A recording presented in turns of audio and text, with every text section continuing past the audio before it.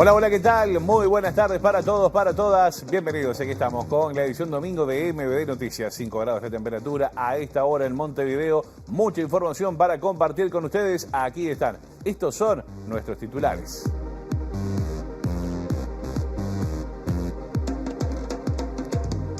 El presidente Yamandu Orsi comenzó una gira internacional que lo tendrá fuera del país hasta el 7 de julio y posteriormente saldrá de licencia hasta el día 9, siendo sustituido interinamente por la vicepresidenta Carolina Cose. El ministro de Trabajo y Seguridad Social Juan Castillo anunció que pondrá en marcha una comisión para analizar la implementación de la reducción de la jornada laboral a 6 horas como reclama el PIT-CNT. La Fiscalía de Soriano apeló el fallo que levantó la prohibición que pesaba sobre el intendente electo Guillermo Besosi de ingresar a dependencias comunales, pero la respuesta se conocerá después de que asuma el cargo a más tardar el 11 de julio. El presidente de Francia, Emmanuel Macron, busca sumar a la Italia de Giorgia Meloni al Frente Antiacuerdo Comercial Unión Europea y el Mercosur, a pocos días de una nueva cumbre del bloque sudamericano en Argentina. Pese a ser electo presidente de los blancos, el senador Álvaro Delgado fue el más abucheado en la convención partidaria del sábado, mientras que Javier García ocupó el primer lugar del aplausómetro, aunque salió segundo. Un movimiento surgido en España que se extendió por varios países de Europa y podría llegar a Uruguay busca demorar hasta los 16 años el acceso a celulares mediante la firma de un pacto y el compromiso de los centros educativos para no usarlos en clase. La Intendencia de Montevideo participó en la confección de una maqueta para que estudiantes de la Escuela 198 de Baja Visión puedan dimensionar el impacto del tren de UPM en el entorno de la institución.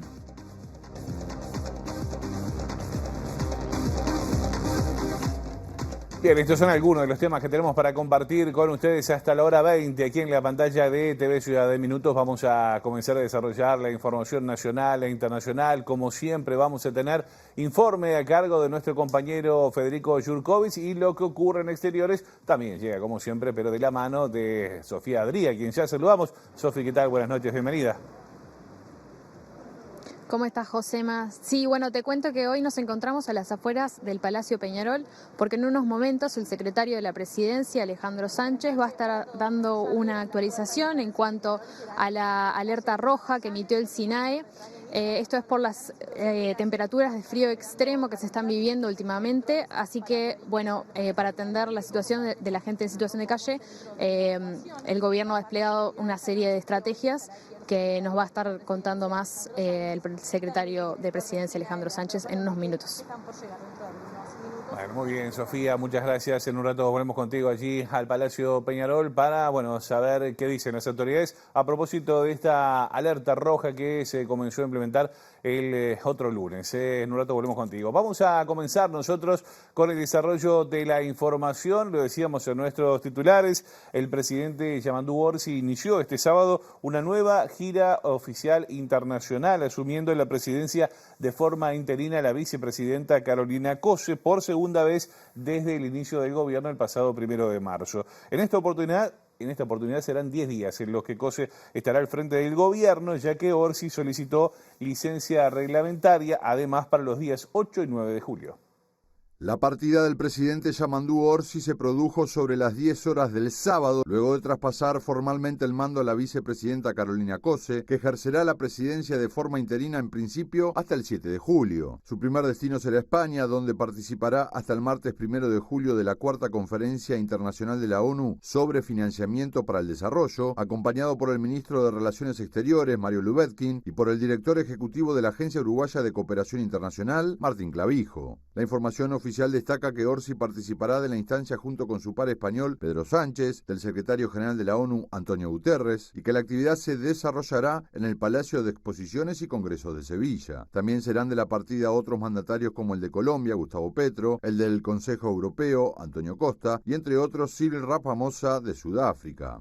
Luego de España, Orsi volará hasta la capital de Argentina para participar el jueves 3 de julio de su primera cumbre de presidentes del Mercosur, donde el anfitrión Javier Milei pasará la conducción semestral del bloque a Lula da Silva de Brasil. Orsi ya había estado en una instancia similar, pero como presidente electo en diciembre de 2024, cuando fue invitado por el expresidente Luis Lacalle Pou. El final de la gira será en Río de Janeiro el 6 y 7 de julio, donde el presidente uruguayo fue invitado a participar de la cumbre presidencial de los BRICS, el grupo de países con economías emergentes que impulsa un nuevo orden mundial, liderado por Brasil, Rusia, China y Sudáfrica. Bueno, allí lo escuchaban, ¿no? Después de España, Orsi irá a la República Argentina para la cumbre del Mercosur, donde, bueno, hay expectativas por los anuncios que puedan darse sobre el acuerdo comercial con la Unión Europea. Sin embargo, este domingo se supo que Italia podría sumarse a la llamada minoría del bloqueo, al pacto que encabeza el presidente francés Emmanuel Macron.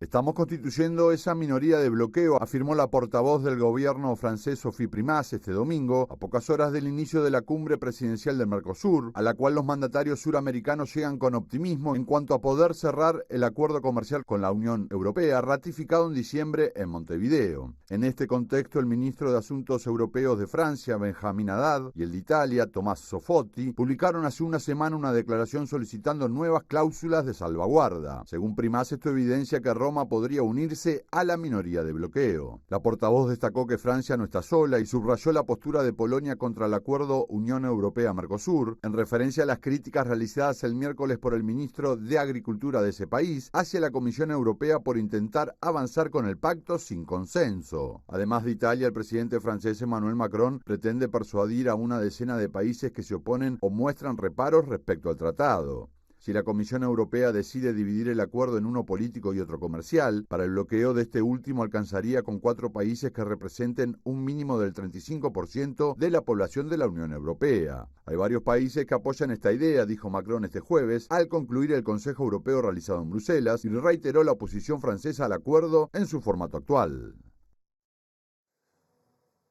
Volvemos ahora hasta el Palacio Peñarol, ya lo había adelantado Sofía Adri en su móvil, está hablando Alejandro Sánchez, lo vemos, lo escuchamos. Se dio asistencia a más de 2.450 personas, en donde fueron trasladados a los distintos centros, casi 2.000 estuvieron en los distintos refugios que ya tiene el plan de invierno y el resto de las personas han estado en los centros de evacuación. Por tanto, la experiencia es positiva porque en definitiva este es un desafío que tiene la sociedad uruguaya, ¿no? Este es un partido que tenemos que dar vuelta a todos los uruguayos. Y acá lo que es importante es la solidaridad, con este caso, por ejemplo, en Peñarol y la hinchada de Peñarol que también cocina, pero también la manifestación de otras organizaciones sociales y organizaciones religiosas que han prestado sus locales para poder dar este servicio, donaciones que hemos recibido de organizaciones sociales y de empresas. Este es un esfuerzo que tenemos que hacer entre todos para también salir de la emergencia en la que estamos hoy debido al frío polar, pero también ir pensando en soluciones estructurales, y eso es parte de lo que se está haciendo. Aquí se ha vacunado a muchas personas, se le ha dado cédula de identidad a muchas otras que no estaban identificadas y se está trabajando ya junto con el MIDES y los equipos sociales para encontrar rutas de salida, es decir, aquellos que tienen patologías de salud mental, ver cómo se las podemos asistir, aquellos que están en condiciones de poder generar condiciones de trabajo, otras problemáticas que están. Este es un esfuerzo que yo creo que la sociedad uruguaya en su conjunto sentimos que tenemos que resolver este problema que se ha ido agravando año a año y que lo que buscamos de alguna manera es ponerle el hombro. Y eso es lo que estamos haciendo. Así que la evaluación ha sido muy positiva y diría más, uno a veces siente orgullo. Yo vengo de la escuela de policía, como todos saben, comienzan las vacaciones de julio y los cadetes de policía decidieron postergar sus vacaciones para seguir trabajando.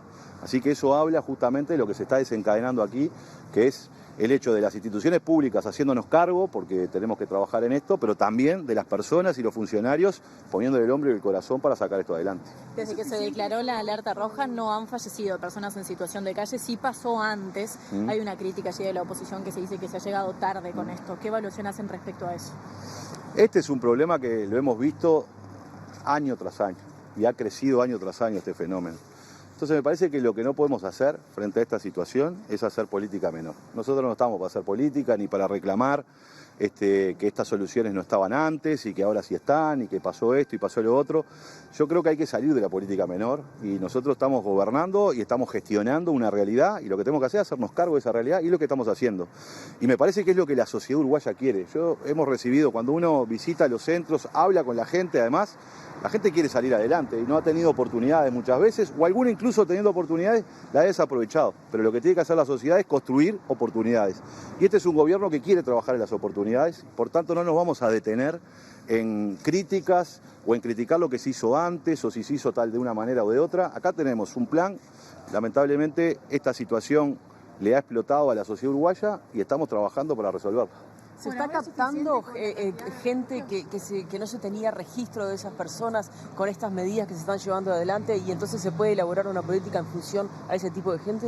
Sí, por supuesto. De hecho, hay muchas personas que han sido documentadas en este proceso. Entonces, cuando el Estado... ¿Había indocumentados hasta Por supuesto, ahora? había indocumentados y había personas que no tenían cédula. Entonces, ¿de qué manera puede haber política pública para alguien que ni siquiera lo tenemos registrado porque no tiene una cédula de identidad? Entonces, lo que se trata es de pensar para adelante y buscar salidas y volver a reconocer el esfuerzo de muchos funcionarios, de muchas personas, de muchas organizaciones y de la sociedad uruguaya, que también creo que cuando las cosas vienen tan jodidas, la sociedad uruguaya saca de adentro esa solidaridad que nos caracteriza a todos, de querer tener una sociedad más justa, más igualitaria y mejor, y creo que todos estamos tratando de poner el hombro. ¿Qué información tiene del interior del país? Bueno, en el interior también se está trabajando de esa cantidad de personas que le decía recién que asistimos en el día de ayer, que son unas 2.450, muchas de ellas, más de 600, 700, son en el interior del país. Entonces, evidentemente este es un trabajo conjunto donde el Ejército, las distintas dependencias de la Policía y del Ministerio de Desarrollo Social están trabajando codo con codo. Aquí tenemos una ambulancia en cada uno de los centros las 24 horas para asistir a personas que pueden tener distintas patologías y se ha dado esa situación. De hecho, tuvimos algunos casos embromados en la Plaza 2, en donde ya se fueron trasladados también a un centro asistencial. Bueno, hay un trabajo conjunto y tenemos que continuar. Sánchez. ¿Piensan extender la alerta más allá del martes? Nosotros estamos evaluando permanentemente esta situación. Y esto, ahora yo vengo de Plaza 2, donde una de las preocupaciones de los usuarios de allí era qué pasaba después del martes. Y obviamente que el martes vamos a evaluar la situación de los centros de evacuación, así como la situación del resto de los refugios para potenciarlo, porque no se trata esto de mañana cerrar las puertas y que la gente vuelva a dormir en situación de calle. Entonces, lo que estamos trabajando con mucho ahínco es para seguir dando soluciones estructurales. Así que el martes no se termina este proceso, más allá de que las inclemencias del tiempo, del frío, se establecen que el frío polar sería hasta el martes, pero obviamente la situación hay que ver cómo se le da una solución estructural. El alerta roja lo que permite es la evacuación obligatoria. Cuando el alerta ya no esté, eso no se podría hacer, pero sí se podría continuar con la internación compulsiva. ¿La idea es continuar con eso? Nosotros hemos aplicado todos los marcos jurídicos. ¿Cuál es uno de los problemas de la internación compulsiva? La internación compulsiva requiere la intervención del Servicio de Salud Pública. De hecho, desde marzo que comenzamos a trabajar desde el Ministerio de Desarrollo Social, hubieron 214 llamadas al SAME, ¿verdad?, para que venga una ambulancia a atender a una persona en situación de calle, de las cuales solo los médicos establecieron 5 que deberían ser de internación compulsiva y ser trasladadas a un centro asistencial. Esto también es un tema, ¿verdad?, porque nosotros no podemos saturar las puertas de emergencia de los centros asistenciales, porque muchas veces las personas, obviamente que están en situación de calle, tienen patologías, tienen enfermedades, algunas son crónicas, otras no. Lo que tenemos que trabajar es para que esas personas no estén en situación de... No es un derecho estar en la calle y mucho menos morirse de frío en la calle, y este gobierno tiene el firme compromiso de que eso no suceda y vamos a seguir trabajando. ¿Qué es lo que generó la alerta por el frío polar? Bueno, la evacuación obligatoria. Pero me decían ahora los policías de la escuela de policía, mucha gente llega caminando y están allí, y muchos se han quedado en ese lugar. Por tanto, eso habla de que cuando estas personas, que son ciudadanos uruguayos, muchas veces, si nos gana la indiferencia de verlos pero no mirarlos, ¿verdad?, muchas veces no se sienten sujetos de derecho y nosotros tenemos que trabajar en eso. Y eso es lo que hay que revertir. Y yo creo que esta política, lo que ha generado, o estas acciones, no del gobierno, vuelvo a insistir, no hablamos de política menor, de la sociedad uruguaya, también ellos lo agradecen porque sienten que alguien se está ocupando de ellos, sienten que son sujetos de derecho y sienten que tienen una oportunidad. Aquí estaba la palabra entonces de Alejandro Sánchez, el secretario de la Presidencia de la República. Esto está pasando a esta hora, allí en las afueras del Palacio Peñarol, en el marco de esta recorrida que estaban haciendo las autoridades de gobierno, que, bueno, a propósito, allí en el Palacio Peñarol, unas 97 personas habían sido alojadas. Le agradecemos a Sofía Adri y al equipo allí por su trabajo. Nosotros aprovechamos y les contamos algunos datos más que surgieron de un encuentro que se realizó esta mañana por parte del Sistema Nacional de Emergencia y las autoridades de gobierno. En este encuentro que se realizó más temprano se confirmó que en la noche del sábado se brindó asistencia a unas 2.453 personas, 2.030 a través del sistema de refugios del MIDES y 1.287 de ellas son de Montevideo. Con información del Ministerio del Interior se estableció además, por otro lado, que las plazas ocupadas por personas que fueron evacuadas de la calle y trasladadas a los distintos centros fueron 423 en todo el país y 347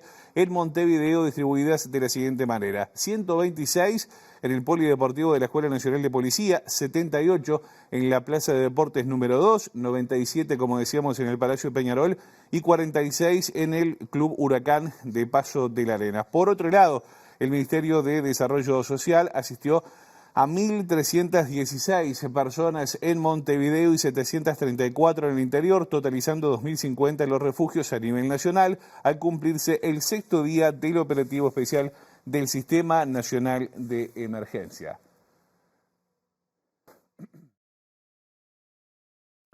A propósito, en esta rueda de prensa, una de las preguntas que hacía nuestra compañera Sofía Adri era ¿hasta cuándo va a seguir decretada esta alerta roja? Que en principio será hasta el día martes y luego se hará una evaluación para ver cómo se continúa trabajando.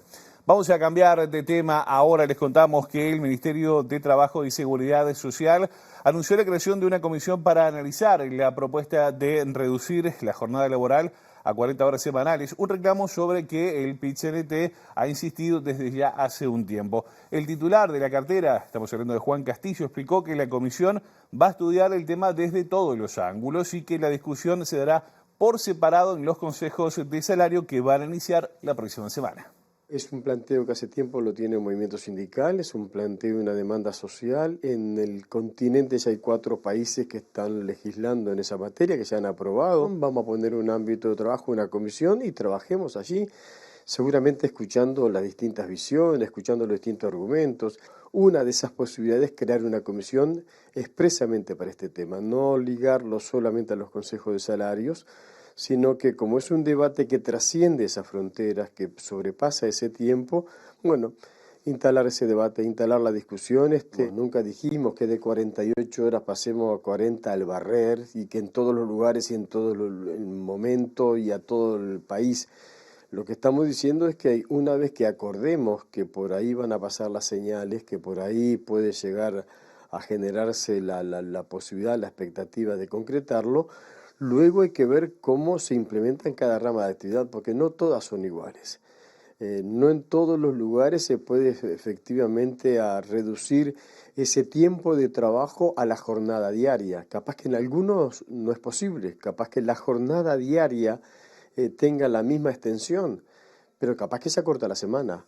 O capaz que en el resto del mes no son 25 los días dedicados, o capaz que en el raconto anual, capaz que hay que ampliar la licencia, la jornada de descanso.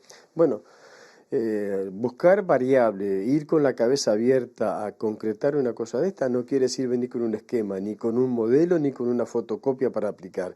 Es escuchar a las partes y ver cómo lo hacemos. Bueno, este sábado hubo elecciones en el Partido Nacional para, saber quién se hará cargo del honorable directorio de esa fuerza política. Lo ganó Álvaro Delgado. Pero hubo un clima muy tenso allí, porque por las posturas de diferentes sectores sobre el mecanismo de votación. Finalmente, como decíamos, se impuso la candidatura del senador Álvaro Delgado por la acumulación de votos por su lema, lo cual le permitió superar también al senador Javier García.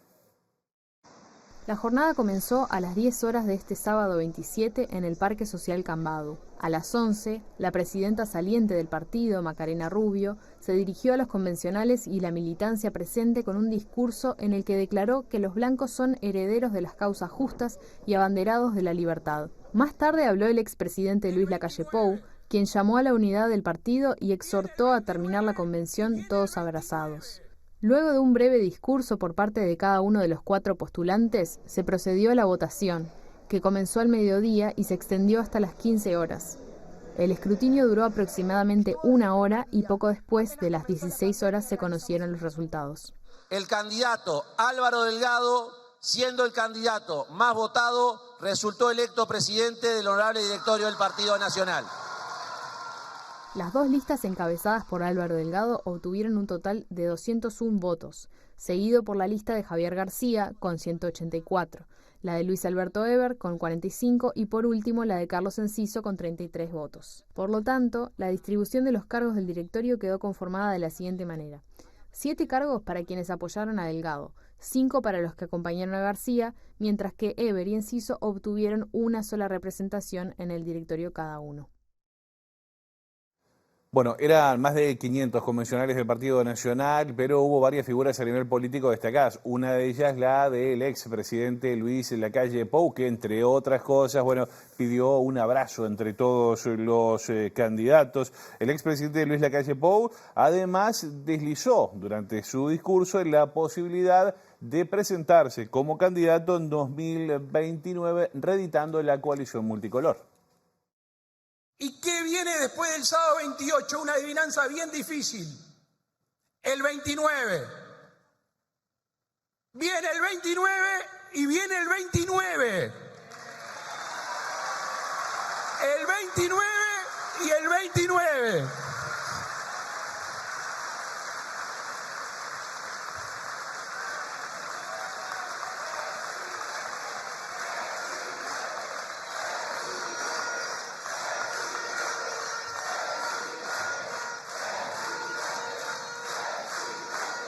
Yo le tengo que agradecer al Partido Colorado, al Partido Independiente, a Cabildo Abierto y al Partido de la Gente. 5 años de coalición que nos deja un aprendizaje para el 29. En otro tramo de su intervención, el expresidente se refirió a las tensiones previas a la convención por la intención de acumular votos por sublema que impulsó el senador Álvaro Delgado y la contramedida que intentó imponer la candidatura del senador Javier García para que el voto fuera secreto. Y yo quiero que piensen, cuando terminen esta tardecita, que vuelven a su casa y en la puerta de su casa hay 1000 blancos esperándolos. Che, ¿cómo te fue? ¿Qué hiciste? Porque nosotros no somos convencionales. ¿Cómo estuvo?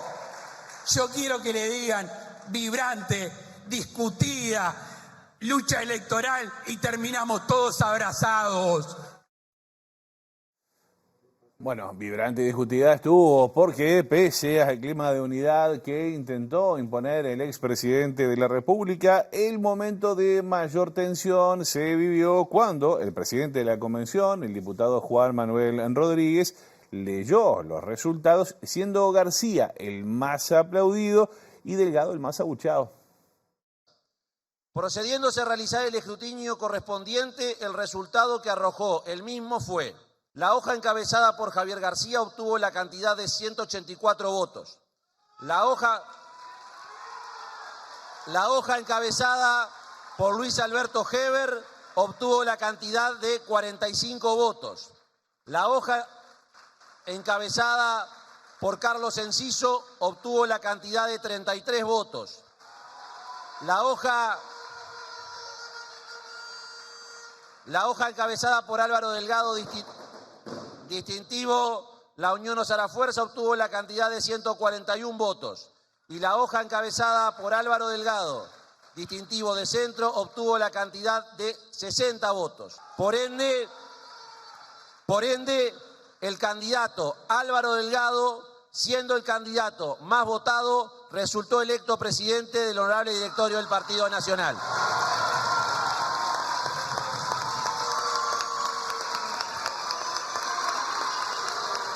¿Para qué?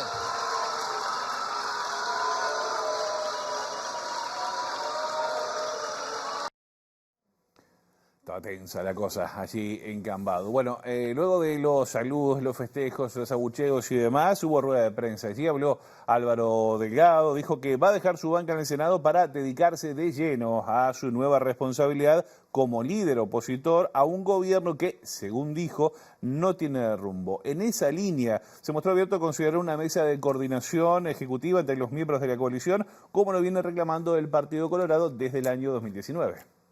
Esto es un trabajo en equipo, creo que el mensaje fue claro, ninguna de las opciones que se presentaron, al cual todos nos comprometimos antes del resultado, darnos un abrazo cualquiera sea el resultado. Tenemos un partido que tiene la tarea de hacer oposición, de plantarse firme ante un gobierno que obviamente entendemos que no tiene rumbo, que no está planteando ideas, que en realidad hoy notamos que hay falta de dirección en el gobierno, que hay iniciativas y muchas veces lo que hay es un relato mentiroso sobre el gobierno anterior queriendo generar una especie de sensación de que el país no quedó tan bien como dicen los números que quedó, ser oposición, en oponernos a algunas cosas que no estamos de acuerdo, plantear alternativas, porque es un partido que no solamente critica, sino que también propone, y sobre todo proyectar el partido moderno, vigoroso, construir partido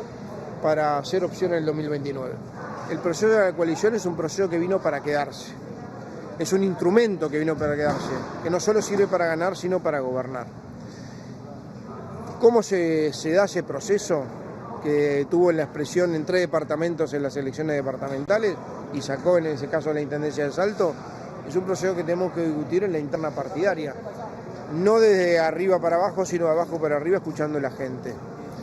Seguramente cuando haya un planteamiento de una mayor coordinación de los partidos que integran la coalición, la discutiremos en el seno del directorio. Todo lo que sea coordinar con otros partidos con los cuales gobernamos juntos me parece muy importante. Bueno, también habló el senador Javier García, que quedó en segundo lugar tras la votación del sábado. Destacó que la elección se dio en libertad y en unidad y dijo que no se puede vivir masticando la derrota. También llamó a fortalecer a la coalición republicana y se pronunció sobre la autocrítica que se le reclama al Partido Nacional tras perder el gobierno en las pasadas elecciones. Y hoy el Partido Nacional nuevamente dijo viva la libertad y decidió en libertad y en unidad, con desafíos que tenemos por delante. Uno, por ejemplo, creo que tenemos que empezar a trabajar para construir la coalición republicana. Hay que consolidarla y hay que fortificarla. Y lo digo como blanco. Por blanco, creo que el país necesita una coalición republicana. Si en la vida familiar, en la vida profesional, cuando uno se equivoca, si no reflexiona sobre sus equivocaciones, no las corrige.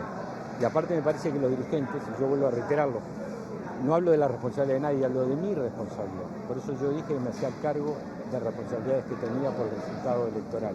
Y creo que tiene que empezar por ese lugar, por reconozcamos que bueno, que hubo cosas que no hicimos bien, que hay cosas que hay que corregir, pero teniendo claro que no se puede vivir masticando la derrota. Bueno, muy bien, nos quedamos en filas nacionalistas, pero con asuntos vinculados a la justicia, porque la Fiscalía de Soriano apeló el fallo que el viernes se levantó la medida cautelar que pesaba sobre el intendente reelecto de aquel departamento, Guillermo Besosi, prohibiendo su entrada a la intendencia en el entendido de que podría entorpecer la investigación que lo tiene formalizado, ustedes recuerden, por 7 delitos de corrupción. Estos plazos procesales vencen después de la fecha límite para la asunción, el 11 de julio, por lo cual podría ocurrir que ya como intendente en funciones se vuelva a impedir el acceso de Besosi a dependencias comunales. Resultó de que me han levantado la cautelar de no poder ingresar a la intendencia, de no poder tener contacto con temas de intendencia, por lo tanto el 11 asumo y podré inmediatamente hacerme cargo, como lo dispuso la gente el día de la elección y como lo dispuso también la Corte Electoral. A ver, uno siente la tranquilidad de qué es lo que tenía que pasar, pero bueno, no tendría que haber pasado por todo esto. Yo siento que no debería estar pasando por esto, pero bueno, me ha tocado vivir esto y la vamos a seguir pidiendo. Tengo 2 doctores o 3 doctores, porque no está Juan hoy acá, pero que la verdad que han hecho un trabajo muy, muy bueno. ¿No tiene ninguna restricción? ¿Cómo es el tema? Perdón, el resto de las medidas, justamente que va un poco alineado a lo de Daniel. No, ¿Cómo se sigue con el resto de las medidas? No, tengo que de noche Pero se va a apelar. estar en mi casa, Sí. de 12 a 7, de 0 a 7, y tengo que ir toda la semana, además. Eso continúa. Voy a firmar a la subtercera. Luego de conocido el fallo, la Fiscalía apeló la decisión de levantar la medida cautelar y desde el lunes tendrá 6 días para fundamentar su pedido. Posteriormente, la defensa del intendente electo tendrá otro tiempo similar para hacer sus descargos antes de que el juzgado se pronuncie nuevamente, según explicaron los abogados de Besosi. Esos plazos vencen después del 11 de julio, fecha límite para las asunciones. Por tanto, puede darse que ya con Besosi en el cargo se le vuelva a prohibir el ingreso a dependencias de la Intendencia. Vamos a cambiar de tema ahora. Les contamos que este lunes en el departamento de San José, el presidente del CODICEN, Daniel Cayani, y el director general de secundaria, Manuel Oroño, le van a comunicar a FENAPES la decisión de levantar las sanciones a profesores sindicalizados impuestas durante la pasada administración. Para tales efectos, fue fijada una reunión entre las partes, a la cual la Federación Nacional de Profesores de Enseñanza Secundaria llegan con mucha expectativa, tal como lo adelantó su presidente, José Olivera.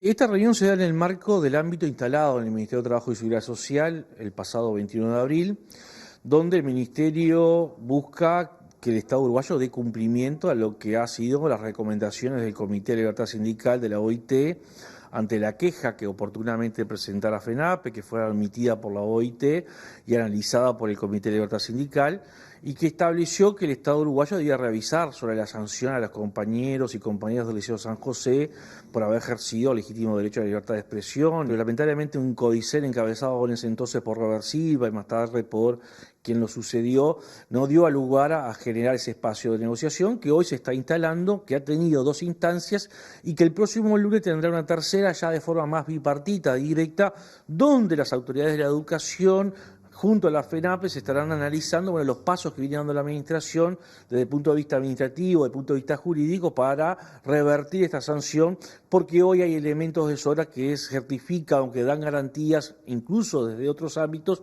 de que aquí hubo un proceso de persecución antisindical, que aquí se actuó al margen del Estado de Derecho y que se ha perjudicado indebidamente a un conjunto de compañeras y compañeros. Vamos a cambiar de tema. Les contamos ahora que la plataforma de origen chino TikTok lanzó una guía para madres y padres de niñas, niños y adolescentes sobre el buen uso de esta aplicación. En la guía se brindan conceptos sobre posibilidades de control y también limitaciones existentes según la edad de los usuarios, que nunca deberían ser menores de 13 años, la edad legal para poder crear una cuenta en esa red social.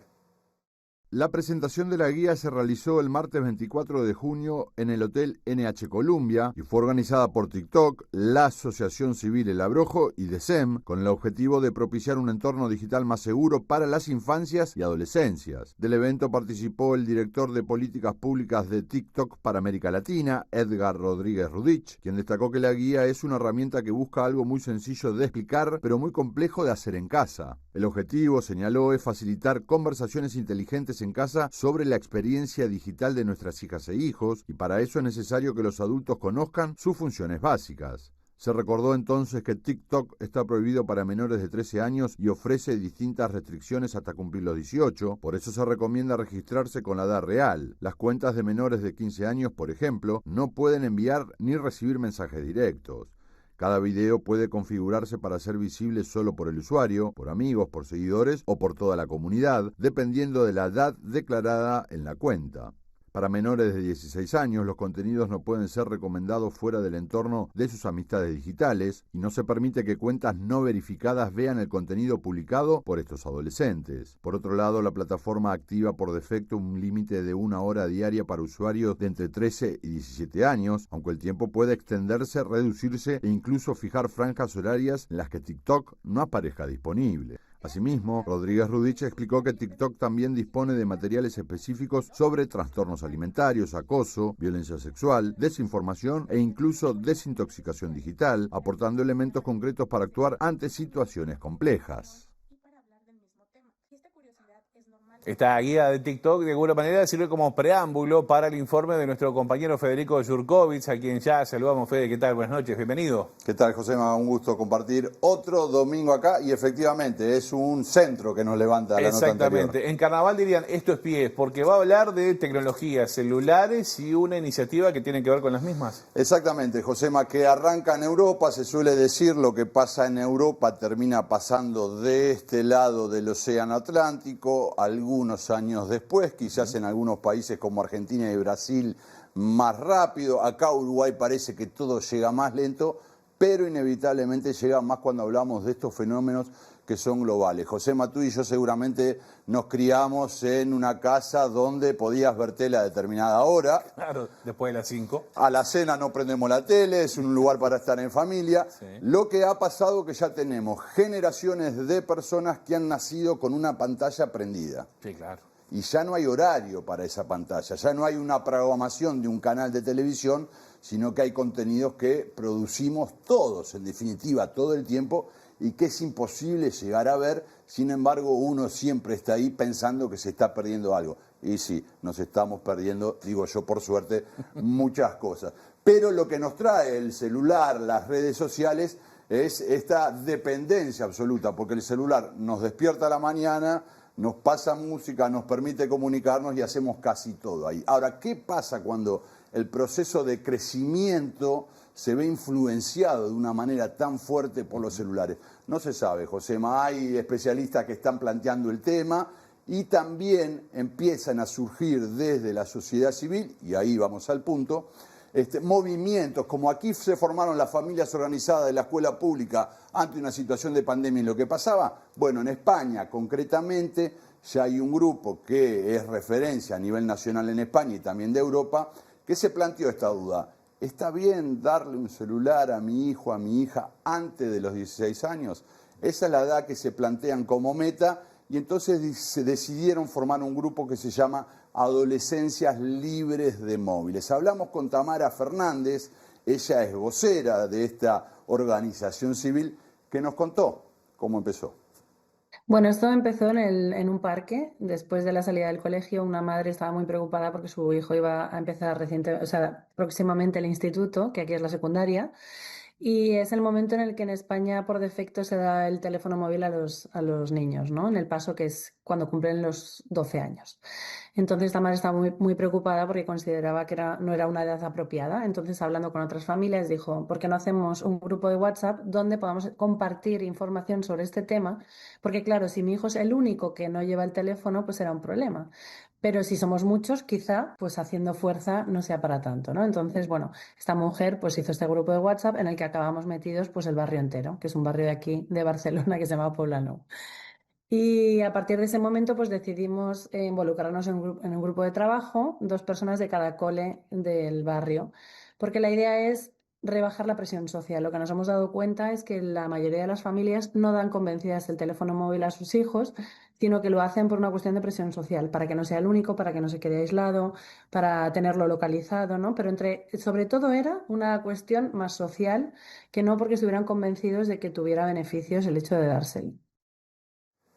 ¿Cómo van cambiando las importancias? Porque uno podía decir, bueno, tener un teléfono celular en determinada época era para poder contactarse, saber dónde estás, qué estás haciendo, qué está pasando. Ahora es para que no quede aislado el adolescente, el niño o la niña, ¿no? Exactamente. Nosotros salíamos con una ficha, un cospel, para llamar por teléfono, mamá, papá, llegué, y ahí quedaba. Y entonces nos preguntamos, ¿está mal que un celular permita eso? Y evidentemente que no, Josema, pero si fuera solo eso, en todo caso sería más fácil la discusión. Lo que pasa es que el móvil se ha convertido, me quedó el móvil de hablar con Tamara, el celular en definitiva, como decíamos antes, reemplaza muchas de las funciones y a su vez te lleva a estar mirándolo todo el tiempo y ahí están las imágenes de los ómnibus, todo el mundo mirando para abajo, en la plaza un grupo de personas todo mirando para abajo, en un restaurante una familia comiendo mirando para abajo, etcétera, etcétera. Pero a su vez, además, se agrega un elemento que a las familias que están reunidas en esta asociación preocupa y mucho, porque sabemos que también en la edad de la adolescencia, las niñeces también, bueno, el tema del acoso escolar, del bullying y demás, las redes sociales, la conexión permanente rompe los horarios escolares y lo lleva a la casa, el problema donde antes, nos decía Tamara, era un lugar seguro. Pero claro, Internet es un mundo gigante. Es como si a tu hijo de 6 años le dices que salga a la calle a las 3 de la mañana y se vaya solo, ¿no? A abrirse al mundo. Pues Internet es el mundo gigante, todo metido en un móvil, y un niño está solo en su habitación, pues bebiendo de todo ese mundo, que hay cosas que son apropiadas y hay cosas que son muy inapropiadas para su edad, ¿no? Entonces, pues nos preocupan varias cosas, ¿no? El acceso a la pornografía, por ejemplo, que nos parece demencial, que niños tan pequeños como niños de 8 años es la edad media en la que están accediendo a esta información. Una información que además es cada vez más violenta, más extrema, ¿no?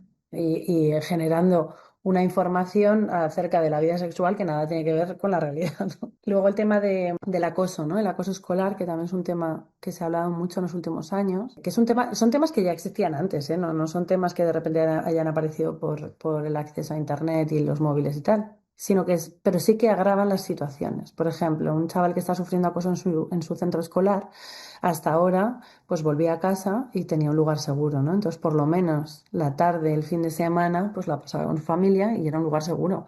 Ahora el acoso traspasa las barreras de la escuela, las de la casa, y entra en la habitación directamente del niño y no le permite desconectar de esa situación de agresión en ningún momento, ¿no? Porque es 24 horas. Claro, allí planteaba dos temas fundamentales, ¿no? Preocupación por el acceso a la pornografía, pero también del bullying, ¿no? Esto último que plantea allí, ¿no? Digamos que la clase se termina a las 5 de la tarde y el tema quedaba ahí. Ahora, cuando eso te sigue a tu casa, a tu lugar seguro, ahí ya es compleja. Exacto, Josema, tú lo resumiste perfecto. Esta preocupación, como nos contaba al principio, surgió en una plaza, se contagió a todo un barrio. Del grupo de WhatsApp que acepta hasta 1000 y pico, tuvieron que mudarse a un canal de Telegram, llegaron a 25.000 personas conectadas, empezaron a recibir invitaciones de centros escolares, de Reino Unido, de Francia, se empezaron a replicar. O sea, es un tema que ocupa y preocupa a mucha gente, y quizás de este lado podemos empezar a tomar algunas ideas, por lo menos, para tratar de revertir, por lo menos de acompañar distinto este proceso que nos está modificando a nosotros y también a nuestras infancias y adolescencias. Cuando tuvieron ese volumen de gente interesada, entonces fueron a los centros escolares. Hay un pacto, que lo veíamos en la nota de recién, que se firma, que permite ver cuántas personas en una clase tienen o no celular para bajar la presión social, y también el compromiso que le pidieron las instituciones, porque así como en casa a veces ponemos el chupete digital, los profesores también lo hacen. Porque una de las cosas que pedíamos es que si yo no le doy el móvil a mi hijo, que por lo menos tenga un ambiente en el instituto donde tampoco se le pida ni para hacer una actividad, porque esta es otra, ¿no?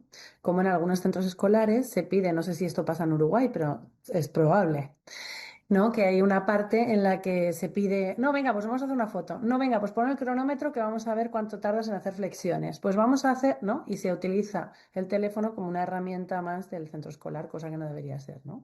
Porque la idea es, si yo no le doy el móvil a mi hijo, ¿cómo le vas a pedir en el centro escolar que lleve una herramienta que vosotros no le vais a dar, sino que lo tienen que dar las familias, ¿no? Bueno, entonces conseguimos que desde varias comunidades autónomas se empezara a regular esto y se empezara a prohibir el acceso a los centros escolares con el teléfono móvil. ¿Esto qué ha pasado? Pues que ha favorecido mucho no solo el seguir las clases por parte de los adolescentes, sino que además también, o sea, a nivel docente, ¿no? Porque generaba muchísima distracción. Y por otro lado, también muchos profesores nos han contado que, claro, se generan otra vez relaciones y se establecen otros vínculos, porque en el patio, en la hora de descanso, porque es que en España hay el horario escolar es bastante extenso, entonces hay un descanso como de media hora en el que ellos comparten espacio en el patio del centro escolar, y claro, al tener un móvil cada uno, era como que cada uno estaba en su mundo y como mucho compartían, mira lo que veo aquí, ¿no? Todo el rato vídeos y cosas de estas. Y ahora pues parece que ha favorecido mucho más el vínculo entre los chavales, y además ha bajado mucho el nivel de conflictividad. Bueno, muy bien. Qué loco que un aparatito para el cual usamos para absolutamente todo nos conecte con todo el mundo, pero a su vez nos aísla también, ¿no? Por eso la dificultad de abordarlo, como todo, cuando empieza a pasar, se necesita que transcurra determinado periodo para poder evaluar, sacar conclusiones.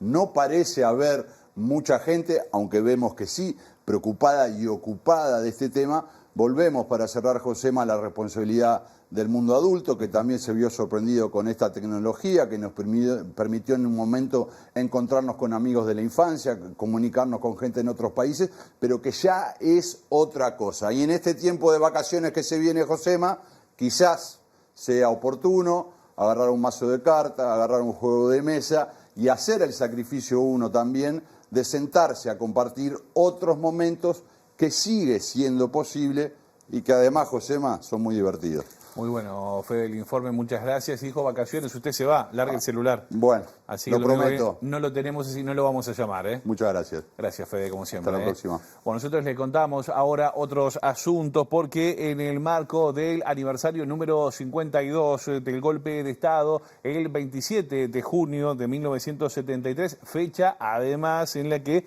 se conmemora el Día de la Resistencia y Defensa de la Democracia, se inauguró en 33 el primer circuito de la memoria del país. La actividad central se realizó en la plaza principal con la presencia de la intendenta olimareña Luisa Rodríguez, también la titular de Derechos Humanos de Presidencia Colette Spinetti y la titular de la Secretaría de Derechos Humanos para el pasado reciente, Alejandra Casablanca.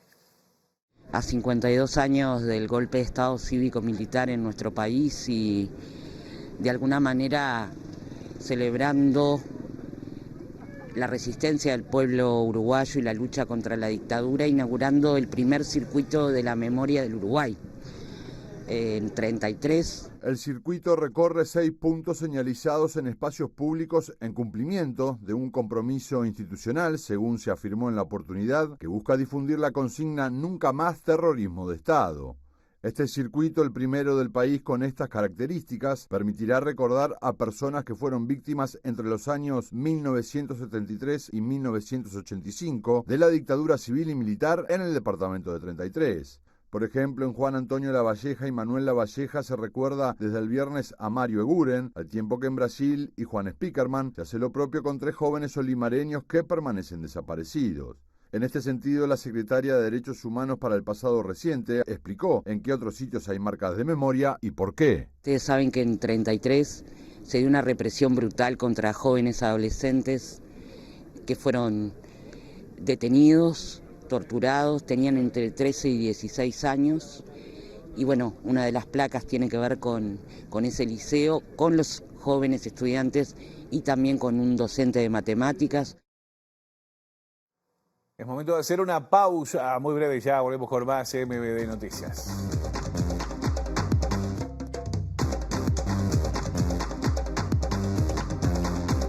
Bloque 2 de la edición domingo de MBD Noticias. Seguimos avanzando en la información. Les contamos que los equipos de planificación, Secretaría de Discapacidad y Montevideo Lab de la Intendencia de Montevideo desarrollaron una maqueta áptica para que los niños que acuden a la escuela número 198, que tienen discapacidades visuales, conozcan los alrededores del centro educativo por donde pasa el tren de UPM. El director de la Secretaría de Discapacidad de la Intendencia, Martín Nieves, explicó cómo funciona la maqueta, que fue construida en una impresión 3D y se diseñó tomando en cuenta las sugerencias de los y las usuarias. La maqueta es un resultado final de varias horas de trabajo y varias horas de articulación de diferentes equipos, y la maqueta era una estrategia más para aportar desde las dimensiones didácticas y desde las herramientas que los docentes necesitan para trabajar cotidianamente en su práctica docente. Hicimos una articulación entre el área de planificación estratégica y Montevideo Lab. Nosotros en el espacio modelo tenemos al equipo de Montevideo Lab con varias impresoras de matriz, de inyección e impresoras 3D de última tecnología. Después tuvimos el apoyo de un equipo de diseño de Facultad de Arquitectura, de FADU, que estuvo colaborando. Con este acercamiento que tuvimos con los niños y los jóvenes, vimos que había algunas dimensiones que había que reforzar, por ejemplo el interés, una pista de patinaje, que es un punto de referencia para ellos, y bueno, y en el diseño también se fueron probando diferentes productos y diferentes estrategias, teniendo en cuenta la escala Nosotros recordar que a nivel de percepción visual muchas veces no permite percibir un espacio total. En este caso tenemos que percibir unos 150 metros cuadrados en torno a la escuela de manera táctil, y esa es una traducción de información que es muy interesante. Está muy bueno escuchar a los niños y niñas allí que acuden porque conocen allí de primera mano la situación, ¿no? Además, el director de la escuela 198, William Antuña, explicó cuál es la población que acude a ese centro educativo, contó cómo fue la recepción de este proyecto y cómo ayuda a orientar a los niños y las niñas respecto a los riesgos que supone el paso del ferrocarril cerca de la escuela.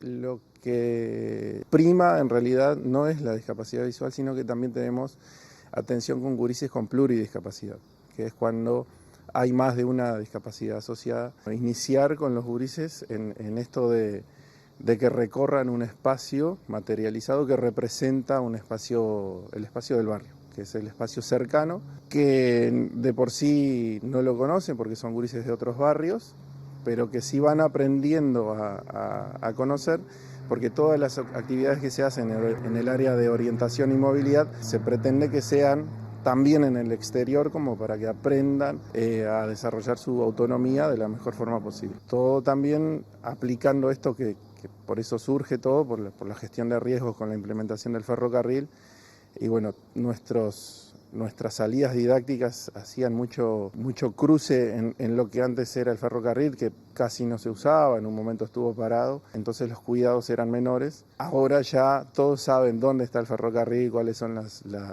señales sonoras, cuáles son las visuales, qué es el laberinto que existe antes de la vía.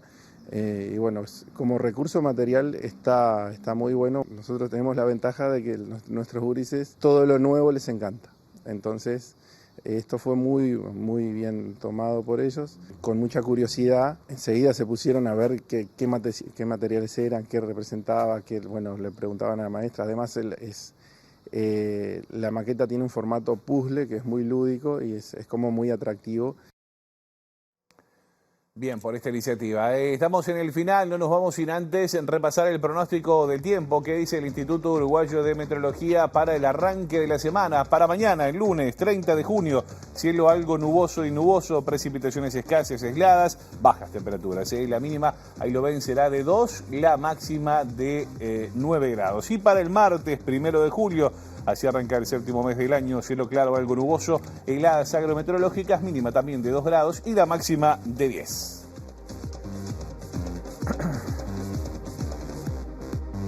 Está movido el mercado de historias allí, ¿eh? Señoras y señores, nosotros hasta acá llegamos con la edición domingo de MBD Noticias. La información vuelve a nuestra pantalla mañana tempranito a partir de las 8 de la mañana con Pilar Teijeiro, a las 13 con Rosina Magliarini y a las 18:30, sí, cambio de horario, 18:30, la edición central de MBD Noticias con Martín Rodríguez y Natalia Nogués. Nosotros nos vamos, los dejamos con los principales titulares de la jornada y lo que se viene en la pantalla de TV Ciudad.